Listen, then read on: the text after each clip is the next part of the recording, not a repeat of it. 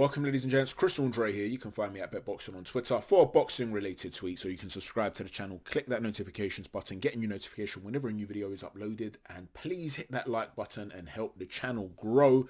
Let's talk boxing. Let's talk Anthony Joshua. There's press reports that he's going to be working with Floyd Mayweather. There had been rumors of this, but yeah, apparently Floyd's going to be there giving a helping hand or some advice perhaps behind the scenes. Same with Vladimir Klitschko. Regarding Mayweather's comments of wanting to help Anthony Joshua, Joshua spoke to Pep Talk UK and he said he's a great man. To have someone like that with the boxing brain, you need to be around fighters as a boxer. Footballers need to be around footballers. Boxers need to be around boxers. Lions stay around lions. Lions don't hang around with sheep, do they? Good boxers need to stay around better boxers in order to get better, so I definitely have him. I'd have George Foreman, Evander Holyfield, Roberto Duran, Tommy Hearns, Sugar Ray Leonard, Mayweather 100%, and Vladimir Klitschko. He's always welcome. And it's an inspiration for the kids in this gym as well, because this gym is an amateur gym for the community. So yeah, it would be good to have him down here. Mayweather's more than welcome.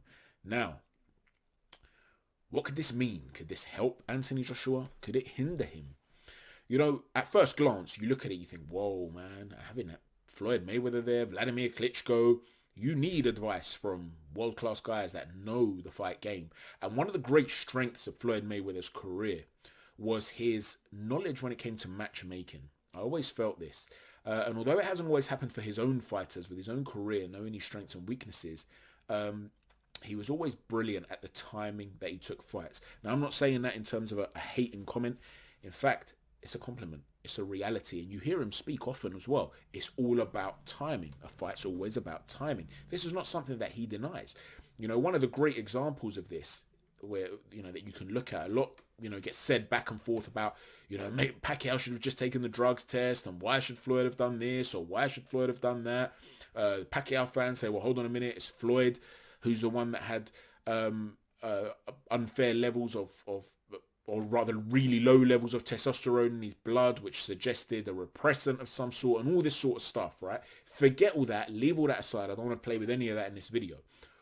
The point is, he did fight Pacquiao quite late in his career, when Pacquiao was past his best, whereas Canelo, when he had that 6-fight deal with Showtime, he took Canelo in his second fight. Now, one of the reasons that Mayweather always said that he waited to fight Pacquiao, one of the justifications is that the fight built up to magnificent levels financially. It was worth more than it ever would have been if they'd fought in their prime. And so as a result, it made sense financially because it was all about timing. Well, if you're going to use that logic, then he fought Canelo too early. Why did he fight Canelo in the second fight of that 6-fight deal, right?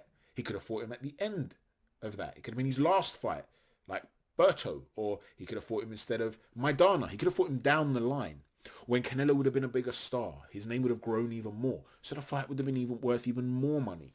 Instead, what Floyd knew is, right, I've got to find a way to catch this guy on the ascent when he's still green, before he's reached his peak. Pacquiao, I want to get him over the hill. Now, what that shows, rather than a hating comment, what that shows is his fantastic ability to understand his own strengths and also his own weaknesses, perhaps, and also his opponent's strengths and weaknesses, knowing when they've weakened, how to exploit a specific style, when to avoid a guy. He manufactures that path like any great matchmaker should do. Now, in order to be able to do that, you have to have a terrific understanding of what you're watching, and you have to know how to exploit the weaknesses of an opponent. So having that sort of knowledge base in an advisory capacity is brilliant for Anthony Joshua, right? Overall, yes, like I said earlier, with his own fights, whether you're talking about Mickey Bay or J. Leon Love or guys that have been his own fighters, guys that have worked under him, perhaps he hasn't always got that balance right. He seems to be doing quite well with Gervonta Davis, but he clearly understands the sport. Obviously, he's one of the great tacticians of this sport. So to have that sounds great. However, there's certainly an ego thing here, and Anthony Joshua, being a very smart man who doesn't have an ego, I think Anthony Joshua is very clever. You noticed how he says good boxers need to stay around better boxers in order to get better, so I definitely have him. He's playing to the ego of Floyd. He's basically saying Floyd's the better boxer. I need to be around better boxers in order to get better, so I would have Mayweather here because he's a better boxer. So straight away, AJ seems to be quite in tune with the sort of dynamics that will impress Floyd, that will make Floyd want to work with him, because we all know Floyd's ego is huge, right? And there's certainly things, like I've said in the past when I made that video, which I'll put again in the description box of this video, when I was discussing the mentality and the psychology and the comparisons of Tyson Fury, Deontay Wilder and Muhammad Ali, and the certain comparisons that they have and the certain similarities they have mentally in comparison to someone like AJ, who's completely different mentally, I believe, and the strengths and weaknesses that both sets of guys have because of that. Okay, I'll put that video in the description box of this video. You could see, I explained in that video how he's a humble guy that wants to absorb knowledge, and you could see it here. He's there's a certain, don't get me wrong, there's an ego there for AJ too. Don't get it twisted. This isn't a guy that's sitting there pretending to be, you know, this ain't Mother Teresa right there. He's a heavyweight fighter that wants to go down as the greatest heavyweight fighter of all time. That means there's an element of vanity there, right? But he's very smart with how he plays this. He's very, very clever.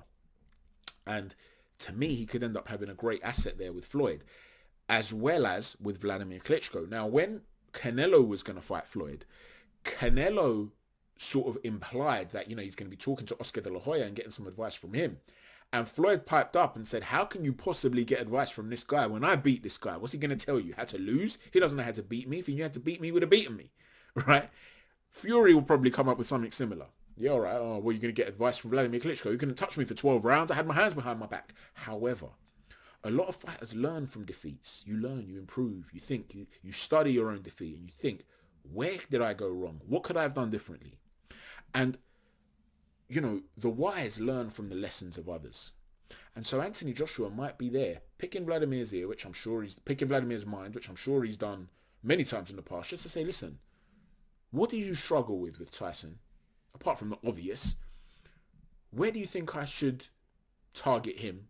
You know, how do you think I should respond to this? What if this happens in the ring? What if that happens in the ring? What did you wish you did differently? Okay, all these little things from these Hall of Fame fighters are bound to offer something beneficial. Doesn't mean he wins the fight. Doesn't mean he wins the fight. The other thing it potentially does is inject a mind game. A smart little mind game. Pound for pound, Floyd Mayweather, the king of the sport when he was active, is sitting there giving my opponent advice and telling him how to beat me. He must know some nuggets, some gems. Plays in the back of your mind, right? So whether there's truth to this or not, there's a psychological element to this. And whether it's Anthony Joshua pretending to be humble to get Floyd on side and to want to absorb as much knowledge as possible, or whether it's just to plant this little seed of doubt in Tyson Fury, get him questioning certain things, it can't hurt, right? What can hurt, however, is Floyd Vlad trying to influence AJ in a manner that is different to what his trainers are saying. That phrase, too many cooks spoil the broth. If they start saying, listen, forget what your trainer's saying, because like we said, Floyd's got an ego. Try this, try that. And there's any form of contrasting opinion. It's one thing to have that differing view. Yeah, I'm going to take that into account. But if he goes in there and he's unsure of himself, it could seriously backfire. Let me know what you think. Is this all just bluster? Is there anything to analyze from this?